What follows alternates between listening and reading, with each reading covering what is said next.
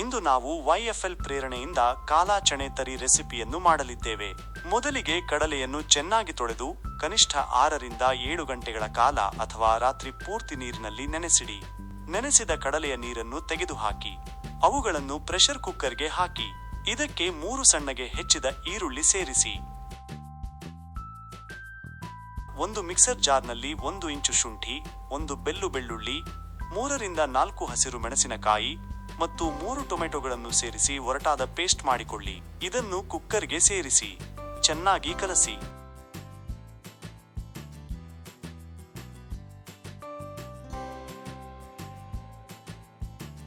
ರುಚಿಗೆ ತಕ್ಕಷ್ಟು ಉಪ್ಪು,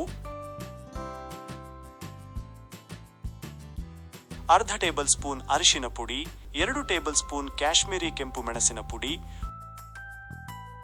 1 ಟೇಬಲ್ ಸ್ಪೂನ್ ಖಾರ, ಕೆಂಪು ಮೆಣಸಿನ ಪುಡಿ, 1 ಟೇಬಲ್ ಸ್ಪೂನ್ ಕೊತ್ತಂಬರಿ ಪುಡಿ ಮತ್ತು 1 ಟೇಬಲ್ ಸ್ಪೂನ್ ಜೀರಿಗೆ ಪುಡಿ. ಎಲ್ಲ ಪುಡಿ ಮಸಾಲೆಗಳು ಮತ್ತು ನೀರನ್ನು ಸೇರಿಸಿದ ನಂತರ ತೆಳುವಾದ ಗ್ರೇವಿ ಮಾಡಲು ಸಾಕಷ್ಟು ನೀರು ಹಾಕಿ. ಕಡಲೆಯ ಮೇಲ್ಮೈಗಿಂತ ಸುಮಾರು 2 ಇಂಚು ಹೆಚ್ಚು ಇರಲಿ. ಮಧ್ಯಮ ಉರಿಯಲ್ಲಿ 3 ವಿಸಲ್ ಬರುವವರೆಗೆ ಪ್ರೆಷರ್ ಕುಕ್ ಮಾಡಿ.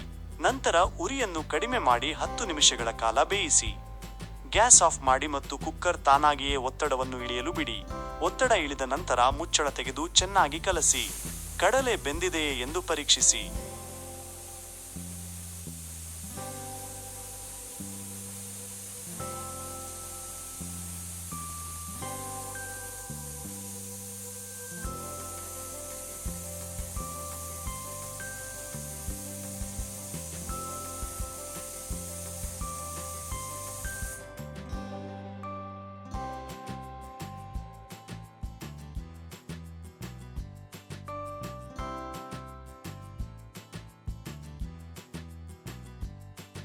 ಕಡಲೆ ಬೆಂದಿದೆಯೇ ಎಂದು ಪರೀಕ್ಷಿಸಿ.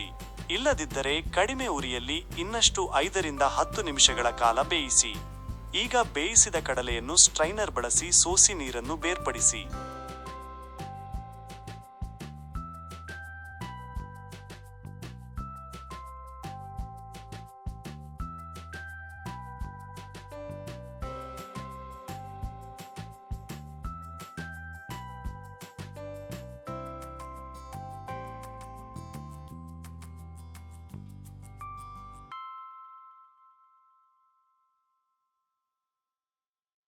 ಅದೇ ಕುಕ್ಕರ್ ಅಥವಾ ಇನ್ನೊಂದು ದೊಡ್ಡ ಪಾತ್ರೆಯನ್ನು ಅಧಿಕ ಉರಿಯಲ್ಲಿ ಇಟ್ಟು ತುಪ್ಪ ಹಾಕಿ ಬಿಸಿ ಮಾಡಿ.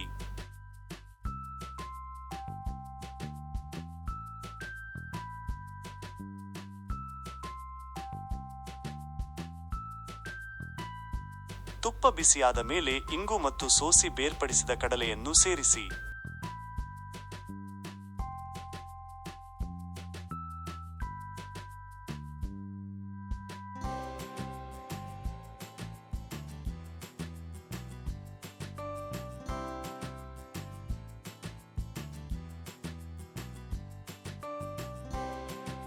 ಸ್ವಲ್ಪ ಸ್ಮ್ಯಾಶ್ ಮಾಡಿ ಅಧಿಕ ಉರಿಯಲ್ಲಿ 4 ರಿಂದ 5 ನಿಮಿಷಗಳ ಕಾಲ ಚೆನ್ನಾಗಿ ಕಲಸಿ ಬೇಯಿಸಿ. ಈರುಳ್ಳಿ ಮತ್ತು ಟೊಮೆಟೊ ಮಿಶ್ರಣವು ಏಕರೂಪವಾಗುವವರೆಗೆ.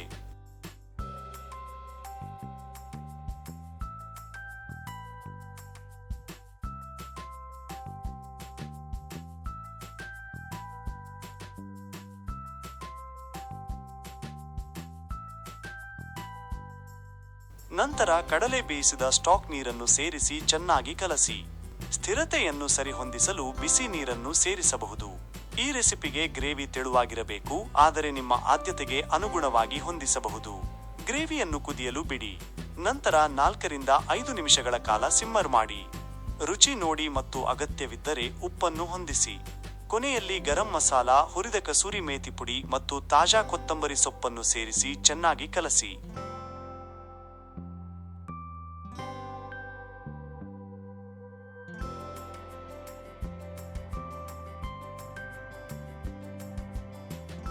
ನಿಮ್ಮ ಮನೆ ಶೈಲಿಯ ರುಚಿಕರವಾದ ತರಿವಾಲೆ ಚಣೆ ಸಿದ್ಧವಾಗಿದೆ.